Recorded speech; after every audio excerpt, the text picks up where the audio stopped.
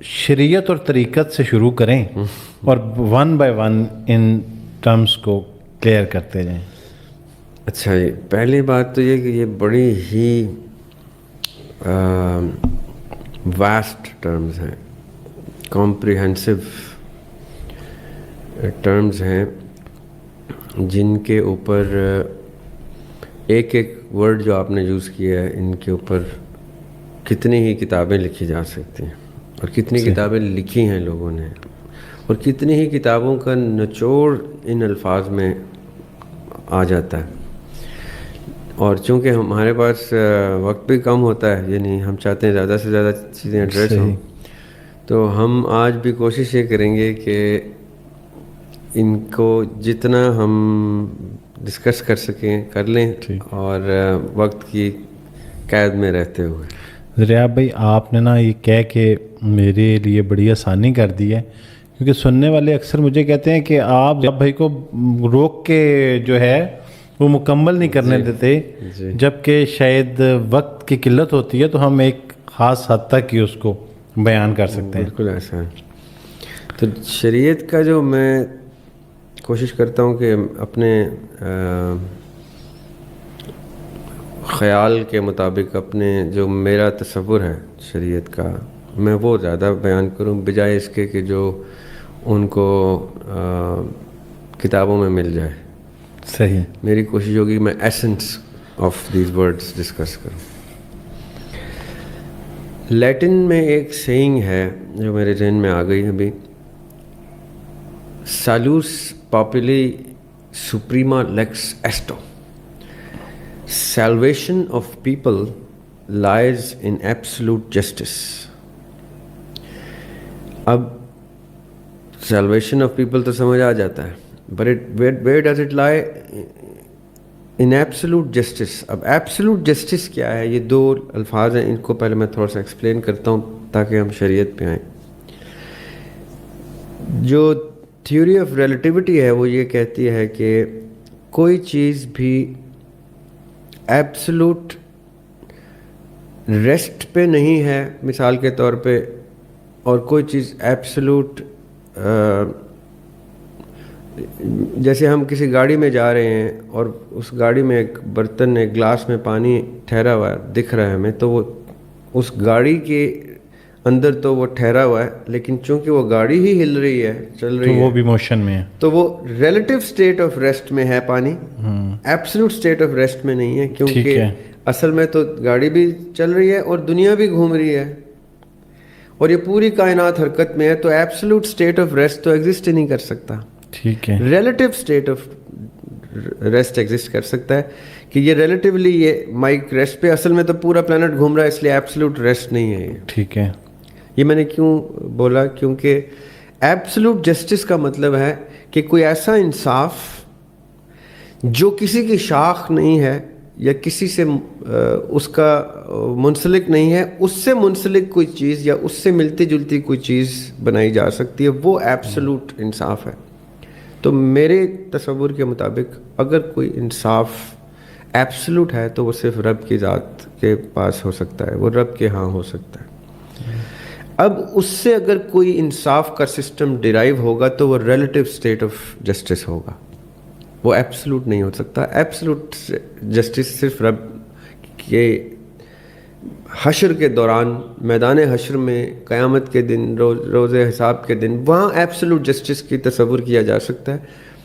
यहाँ पे जो जस्टिस का सिस्टम होगा वो उससे डिराइव करके एक relative system of justice establish किया जाएगा। ये मेरा तस्वुर है एब्सोल्यूट जस्टिस के बारे में। अब ये मैंने क्यों बयान किया? शरीयत मेरी नज़र से अगर देखें तो एब्सोल्यूट सिस्टम ऑफ जस्टिस की एक डेरिवेशन है जो दुनिया में एप्लीकेबल होगी। अल्लाह सुब्हानहू व तआला जब दुनिया में कोई निज़ाम लेके आते हैं अंबिया अलैहिस्सलाम के थ्रू, तो वो जो निज़ाम शरिया नाफिज होता है वो relative state, the finest relative state of justice है जो एब्सोल्यूट स्टेट ऑफ जस्टिस से ملتی جلتی ہوگی. جو اللہ تعالیٰ نے بیان کی ہے تو اپنے ہی ایبسولوٹ سسٹم کی ایک ڈیریویشن ہمیں دی ہے. یعنی اب یہاں پہ جہنم تو بنائی نہیں جا سکتی کہ جی ایک کمرہ بنا دیں اس میں آگ جل رہی ہے اس میں بندے جلائیں, نہیں, وہ وہیں پہ ہوگا. یہاں پہ اس کی فائنسٹ شیپ ہوگی جو دنیا میں اور دنیا کے مٹیریل قیود, حدود و قیود میں رہتے ہوئے ممکن ہے. تو شریعت اس سسٹم کا نام ہے جو اللہ تعالیٰ نے اپنے سسٹم آف جسٹس کے پیرالل یہاں بنا دیا. اب اس کی میں مزید ایکسپلینیشن میں بہت سی چیزیں ڈسکس کر سکتا ہوں, لیکن بیان کرنے کے لیے اب شریعت میں چونکہ نظام ہے جس نظام پہ پوری ریاست عمل میں آئے گی, وہ انفورس ہوگا, تو اس کے اوپر چلتے ہوئے فائنسٹ ایگزامپل جو بنے گی آقا علیہ الصلوۃ والسلام کی سیرت طیبہ ہے جیسے, وہ طریقت ہے کہ ایسے سسٹم میں رہنا ہے تو کس طریقے سے رہنا ہے, کھانا پینا سونا جاگنا معاملات زندگی جنگ و جدل امن سب کچھ جس طریقت سے کرنا ہے وہ اسوہ حسنہ ہے آقا علیہ الصلوۃ والسلام کا. وہ ہے طریقت جس کی شاخیں ہم مختلف فرقوں میں اور مختلف فقہ کی کتابوں میں دیکھ سکتے ہیں کہ فلاں لوگ طریقت کے ایسے انداز پہ چلتے ہیں, فلاں طریقت کے ایسے انداز پہ چلتے ہیں, فلاں طریقت کے, جو تمام کے تمام اسوہ حسنہ سے جا کے جڑتے ہیں. صحیح. تو شریعت اور طریقت کا تو ایک بریف چھوٹا سا آپ کو خلاصہ جو میں دے سکتا ہوں وہ یہ ہے کہ شریعت از اے سسٹم اینڈ طریقت is how to live in that system. صحیح. How to go by laws rules regulations سب کچھ اس شریعت کے ہوں گے, پریکٹس اس کی طریقت ہوگی, اور طریقت جو ہے وہ اس نمونے سے اس ایگزامپل سے لی جائے گی جو آقا علیہ السلام نے اپنی زندگی کی صورت میں ہمارے لیے چھوڑا ہے. تو یہ شریعت اور طریقت کی میں آپ کو سمپل. اچھا, اب اس میں جو نیکسٹ چیز تھی وہ تصوف تھا. تصوف کی باقاعدہ ایک لمبی بحث ہو سکتی ہے, لیکن بہرحال سوال میں تصوف کا بھی پوچھا گیا, تصوف اور معرفت اور حقیقت اور پھر اس میں آگے چل کے گمان بھی ہے. تو پھر بھی ہم سٹیپ اس کو بائی پارٹس کر لیتے ہیں. تصوف کی کیا ڈیفینیشن ہے؟ تصوف کی ڈیفینیشن کو ہم تیسرے نمبر پہ لے جاتے ہیں. تیسرے نمبر پہ, پہلے نمبر پہ حقیقت اور دوسرے نمبر پہ گمان کو لے آتے ہیں, بلکہ پہلے نمبر پہ گمان کو لے آتے ہیں, دوسرے نمبر پہ حقیقت کو. ٹھیک ہے. ہر ذی شعور شخص, اب میں نے ذی شعور ورڈ یوز کر لیا تو اس کا مطلب ہے کہ جو شعور کی اس حد پہ آ چکا ہے, اس منزل کو طے کر چکا ہے کہ وہ کسی بھی سطح پہ کسی زندگی کے کسی بھی سٹیج میں جب وہ اس کو لگے کہ اب وہ شعور کو کی منازل طے کرنا شروع کرنے لگا ہے, اس شخص کی میں بات کر رہا ہوں.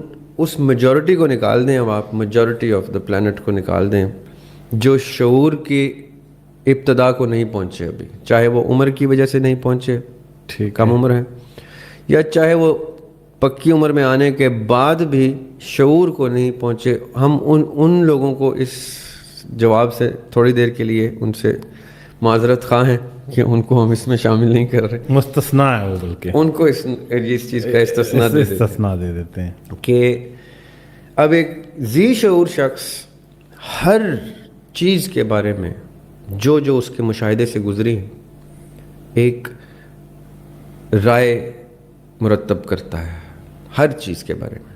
اگر آپ کسی ذی شعور شخص سے کسی بھی چیز کے بارے میں پوچھیں, وہ چیز جو اس کے مشاہدے سے گزری ہے یا اس کے مطالعے سے گزری ہے, وہ اس کے اوپر ایک رائے مرتب کر کے بیٹھا ہوتا ہے. یہ اس کے شعور کی پہچان ہوتی ہے.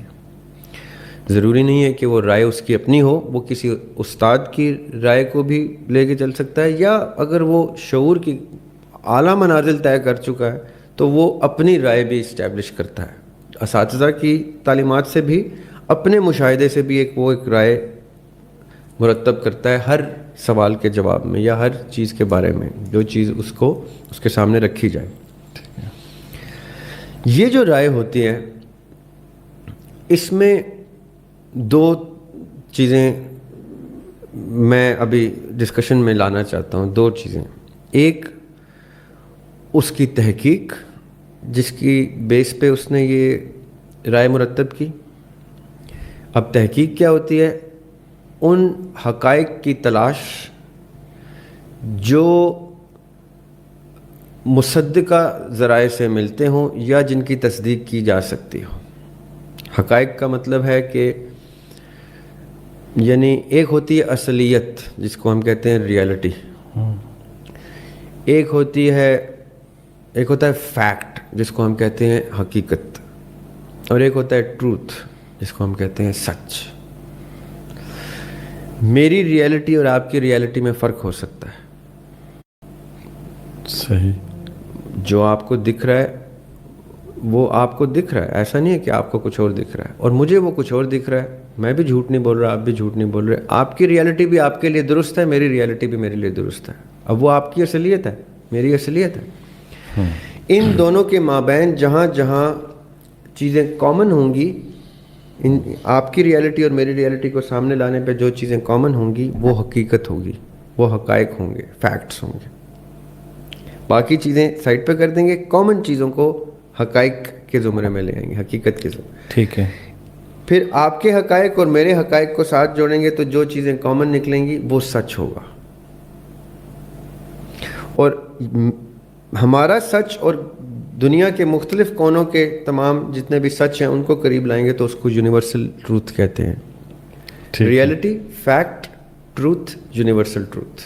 اصلیت، حقیقت، سچ اور یونیورسلی اکلیمڈ، گلوبلی اکلیمڈ سچ.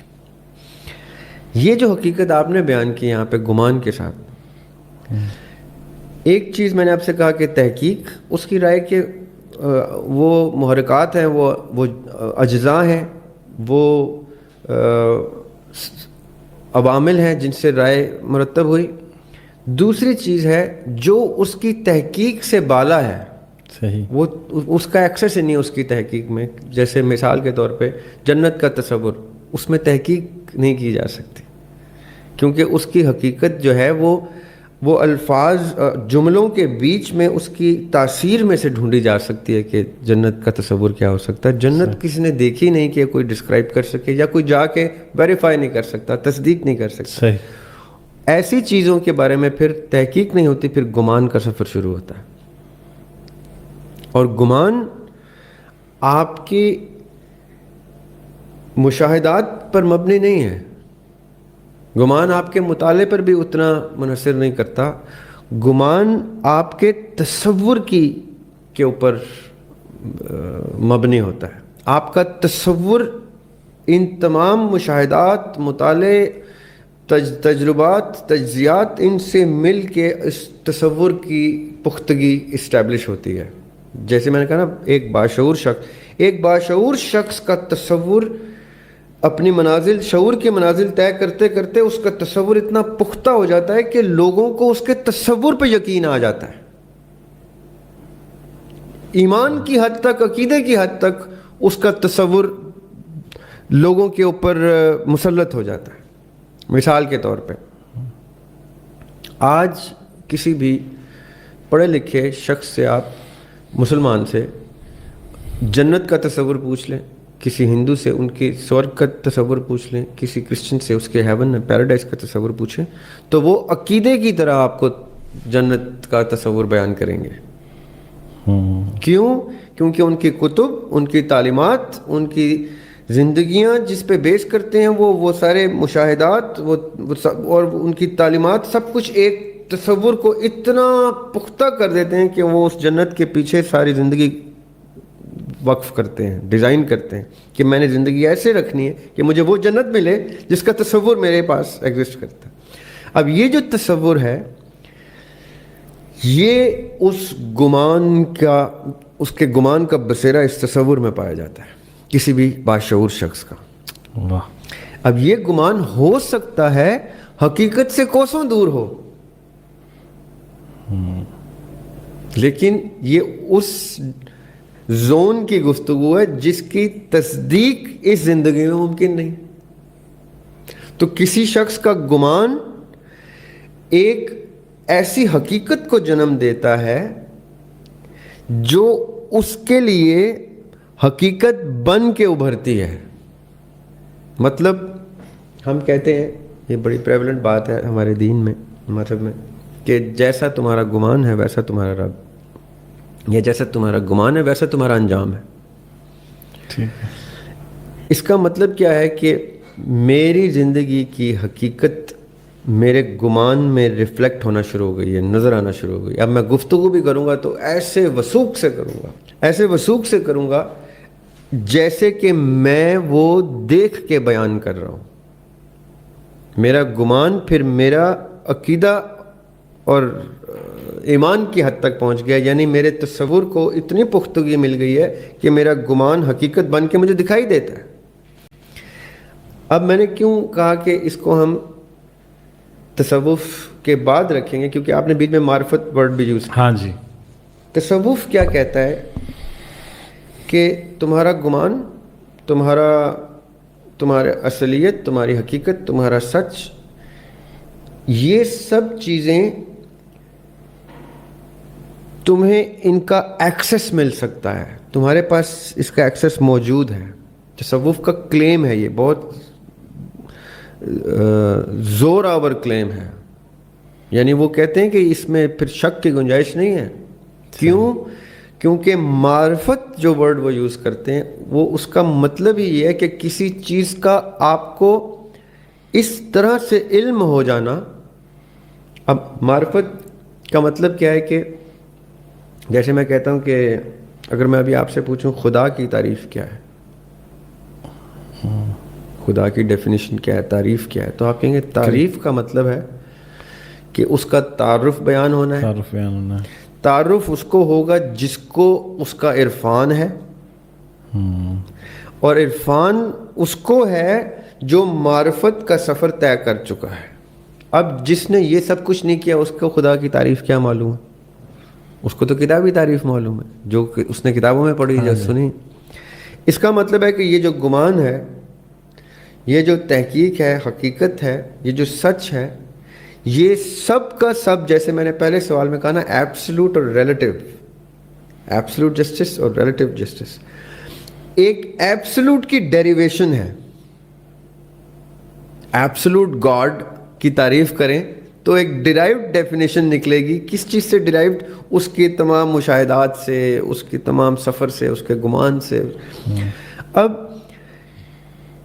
معرفت، تصوف کیا کہتا ہے کہ معرفت اتنا کامیاب زینہ ہے، سیڑھی ہے اس منزل تک پہنچنے کی کہ جہاں پہ کشف ہو جاتا ہے آپ کو حقیقت کا، وہ کشف ہو جاتا ہے کہ آپ کے اوپر آپ وجدان کی کیفیت میں آ جاتے ہیں. پس آپ کی معرفت ایک مسمم حقیقت ہے عقیدے کی طرح. اب تصوف کا یہ کلیم بہت سے ایسے لوگوں کو جو تصوف کو سمجھ نہیں پائے یا تصوف کو سمجھنا چاہتے ہی نہیں ہیں، وہ کہتے ہیں یہ ہمارا کوئی انٹرسٹ نہیں ہے تصوف کو سمجھنے میں، ان کے لیے یہ تصوف کا کلیم میئر کلیم بن کے رہ جاتا ہے کہ یہ ایک ان کا ماننا ہے. اصل میں رب جانتا ہے کہ کیا ہے، کیونکہ وہ اس سفر پہ بھی نہیں گئے جس سفر پہ تصوف کے لوگ جاتے ہیں، اور وہ سفر پہ جانا بھی نہیں چاہتے کیونکہ سیف نہیں ہے. تو وہ کہتے ہیں کہ جی آپ نے پہلے جو شریعت اور طریقت بیان کی ہے نا، ہم اس پہ چلتے ہیں. وہ ایک سیفسٹ پیتھ وے ہے to the same heaven, to the same almighty, جدھر یہ تصوف والے رسکی گراؤنڈز پہ جاتے ہیں. یہ میری بات آپ نے سمجھنی ہے، اور یہ میری بات آپ کے آڈینس کے لیے بھی ہے. ٹھیک ہے. کیوں؟ کیونکہ تصوف کا بڑا انٹرسٹ ہے آپ کے آڈینس میں، لیکن میرے اندازے میں تصوف ایسا ہی رستہ نہیں ہے جو ہر کسی کے لیے ہے. تو میں نے ایک شعر لکھا تھا، میں آپ کو کچھ 2-4 شعر سناتا ہوں. علامہ اقبال کی غزل ہے، کبھی اے حقیقت منتظر نظر آ لباس مجاز میں. اقبال کی ڈائلیکٹ دیکھیں آپ. کبھی اے حقیقت منتظر نظر آ لباس مجاز میں، کہ ہزاروں سجدے تڑپ رہے ہیں میری جبین نیاز میں. واہ. نہ کہیں جہاں میں اما ملی، نہ کہیں جہاں میں اما ملی، جو اما ملی تو کہاں ملی، میرے جرم خانہ خراب کو تیری عفو بندہ نواز میں. واہ. اب یہ اقبال کہہ رہے ہیں. تو میں نے اقبال کی اس غزل کی زمین میں کچھ شعر کہے ہیں جس میں آپ کے اس پوائنٹ کو میں ٹچ کرنا چاہتا ہوں. نہ ہو پیرہن کوئی خاک کا. اب میں اقبال کی زمین میں انٹر ہو رہا ہوں, استاد کی زمین جرت کر رہا ہوں. نہ ہو پیرہن کوئی خاک کا, ہٹے ابر جب بھی فراق کا, حد انتہا پہ ہو جستجو, نہ ہو آرزو بھی لحاظ میں.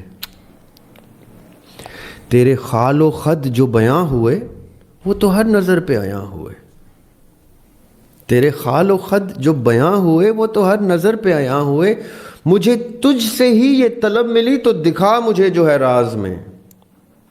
اب جب ہم اس طرح کی جرت کرتے ہیں کوشچن کی تو نیچرلی جواب بھی اسی ڈائلیکٹ میں آنا شروع ہو جاتا ہے. لگیں مدتوں کی ریاضتیں تو بنی ہیں اپنی رفاقتیں.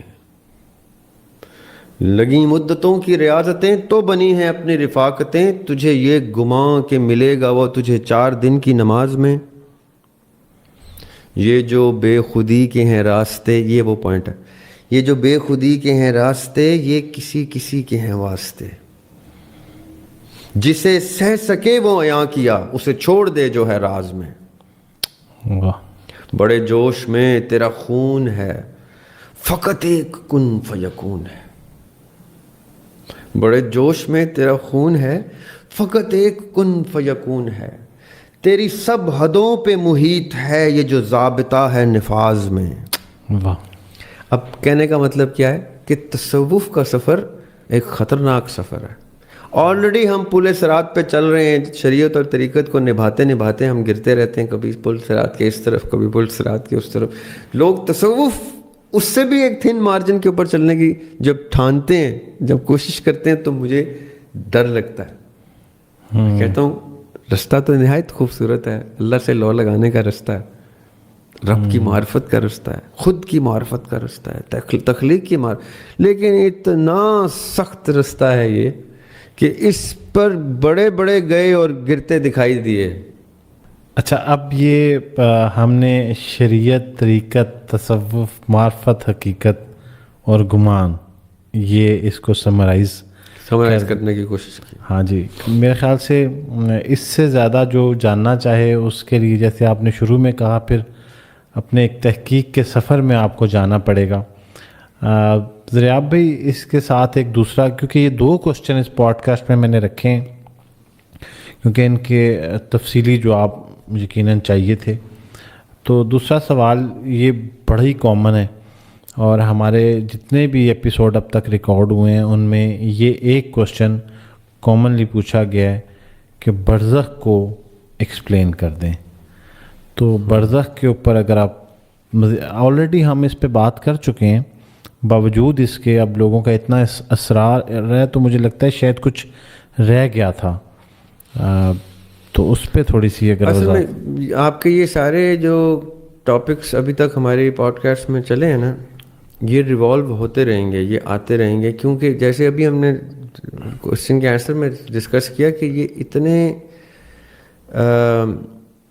کمپریہنسو ٹرمز ہیں کہ اس کی ایکسپلینیشنز میں, اس کے اپنے اپنے تصور میں لوگوں کی عمریں گزر گئی ہیں لکھ لکھ کے, پڑھ پڑھ کے. ابھی ہم نے کشف وجد اور نیت کو ٹچ نہیں کیا. جی جی جی جی. کشف کو میرے خیال میں اگر ہم شروع کر دیں تو ایک الگ ہی پوڈ کاسٹ ہے. جی جی جی. اور وجد کو, کشف کو, نیت کو, تو یہ بڑے اچھا, یہ کامنٹس میں یہ سوالات ہیں جی جی, لیکن میں اس حقیقت سے واقف ہوں کہ ان کی ڈیٹیل میں جانا بڑا مشکل اور بڑا وقت چاہیے اس کو, اس کے لیے پھر ایپیسوڈز چاہیے.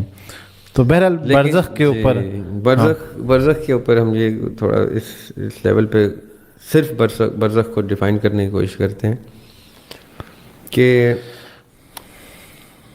زندگی کئی رنگوں میں پائی جاتی ہے, کئی فیزز میں پائی جاتی ہے زندگی, اور اتنی زبردست ٹرم ہے یہ زندگی کہ میں دنیا میں دیکھوں تو میری دنیا کی زندگی، میں مطالعہ کروں کہ زندگی دنیا سے پہلے کہاں تھی تو وہاں کی ایک زندگی، میں یہ سوچوں کہ جب میں یہاں سے کوچ کر جاؤں گا تو آگے کی ایک زندگی، پھر حشر کے میدان میں ایک فیز آف لائف، پھر حشر سے گزر کے ایک اور فیز آف لائف، پھر یہاں تک کہ ایٹرنل لائف جس کو ابدی زندگی کہتے ہیں، جو کبھی ختم ہونے والی زندگی نہیں ہے، ہمیشگی جس کو کہتے ہیں، وہ ایک الگ زندگی۔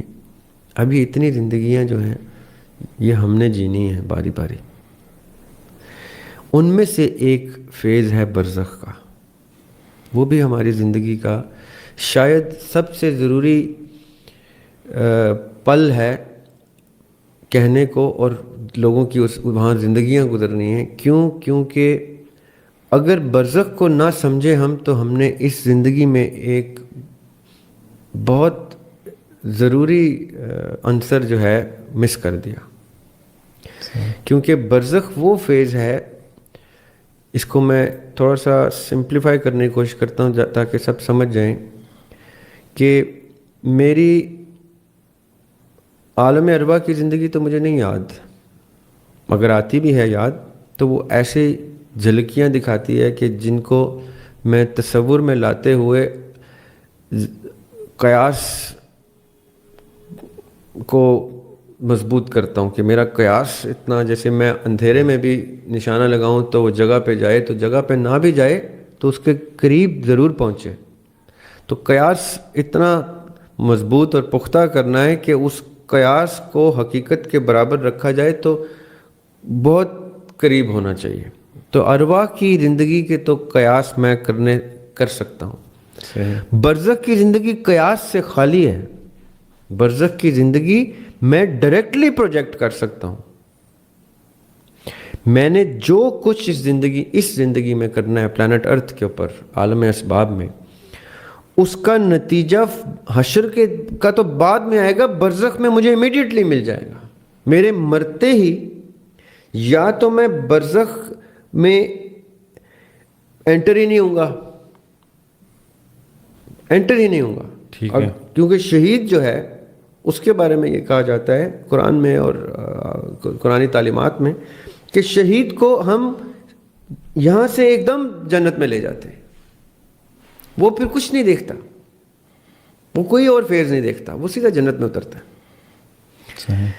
اب یہ تو ایک انٹری کا ٹکٹ نظر آ گیا مجھے، جس کی طلب مجھے ہر وقت رہتی ہے کہ چلو یہ ایک انٹری کا ٹکٹ ہے جو مجھے ڈائریکٹلی وہ کیا کہتے ہیں نان سٹاپ ٹکٹ دے دے گا، کہیں پہ میں نے اترنا نہیں ہے۔ صحیح۔ لیکن ضروری نہیں ہے کہ ہر شہادت کا خواہاں شہادت لے سکے، تو اس نے خالی شہادت کے جنت کے ٹکٹ کو تصور میں رکھتے ہوئے زندگی خراب نہیں کرنی، اس نے اپنی زندگی اس رستے پہ رکھنی ہے۔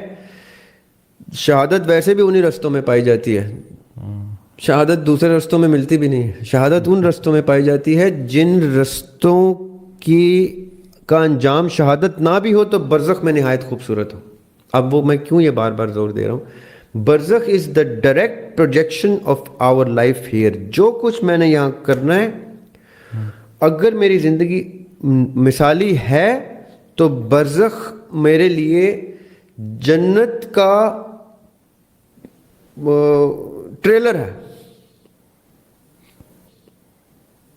صحیح۔ اور برزخ اس کی بھی ہے جو قبر نہیں دیکھتا، اس کی بھی ہے جو قبر دیکھتا ہے، اس کی بھی ہے جو انجام ایسے دیکھتا ہے کہ اس کے جسم بھی کے ٹکڑے بھی نہیں ملتے۔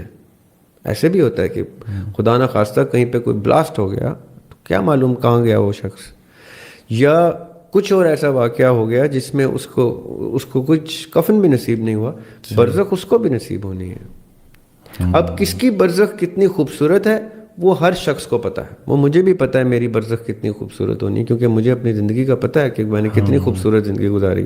اگر میں نے خدا نہ خواستہ اس میں کسر چھوڑی ہے تو مجھے برزخ سے کوئی توقع نہیں رکھنی چاہیے کہ اس میں مجھے کوئی اللہ تعالیٰ مفت کی معافی عنایت کر دے گا۔ برزخ وہ فیز نہیں ہے جہاں معافی کا فیصلہ ہوتا ہے.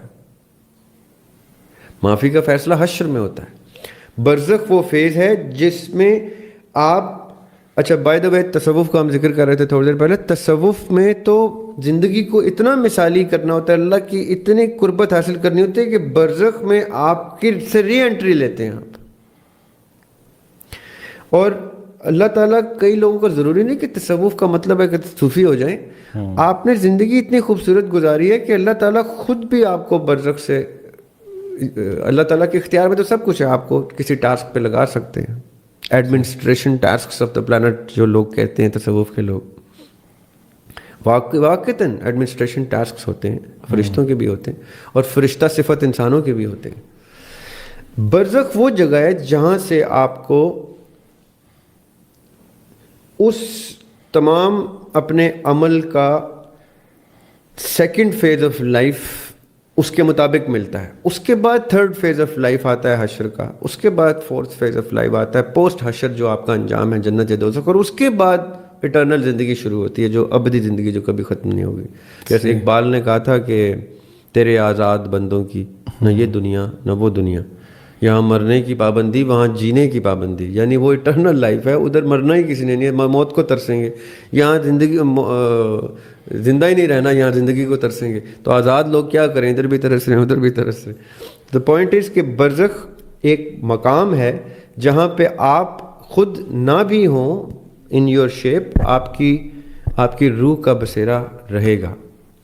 اب ایک کوشچن آتا ہے, ایک یہ سیکنڈ ڈگری کوشچن ہے, مطلب ہائر ڈگری کوشچن ہے. اس کے بعد ایک اور دو کوشچنس کی تو ڈگریز اوپر جاتی جائیں گی. میں ایک کوشچن ایک ڈگری اوپر کا تصوف کے حوالے سے رکھ دیتا ہوں کہ اگر عالم ارواح میں روح کا بسیرا ہے, عالم برزخ میں روح کا بسیرا ہے, تو پھر برزخ میں مشکل فیز روح تو نہیں دیکھ سکتی.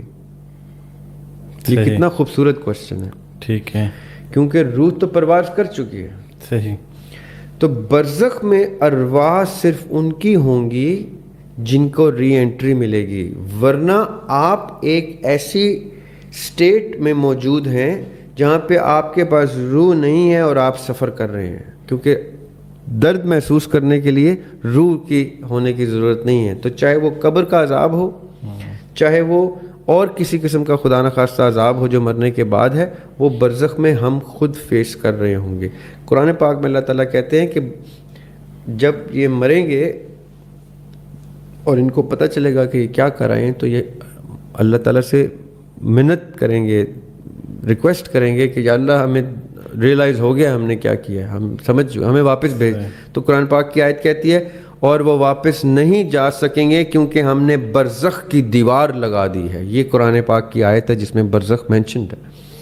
اب یہ برزخ کی دیوار کا مطلب یہ ہے کہ یعنی برزخ سے روک دیا ہے, مطلب کہ ادھر وہ سٹک ہیں اور محنت سماجت پہ آ گئے ہیں. صحیح. کہ اب ہم کیا کر گئے ہیں, ہمیں واپس جانے دیں, ہم اب بہتر کریں گے.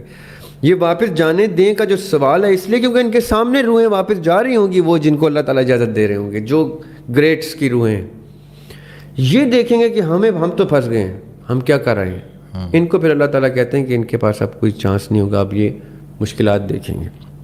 تو برزخ وہ فیز ہے, وہ جگہ ہے, وہ مقام ہے جہاں پہ دعا میری سب کے لیے یہ ہے کہ اللہ تعالیٰ سب کی وہ منازل سٹیپ بائی سٹیپ, جو منازل نہیں مقام آسان کریں اور اچھی سے اچھی گمان کی منزل پہ پہنچائیں. لیکن ممکن وہ تبھی ہے جب وہ اپنی زندگیاں اس کے اوپر بیس کریں. آئی ہوپ کہ ہم نے برزخ کو اتنا ایلیبریٹ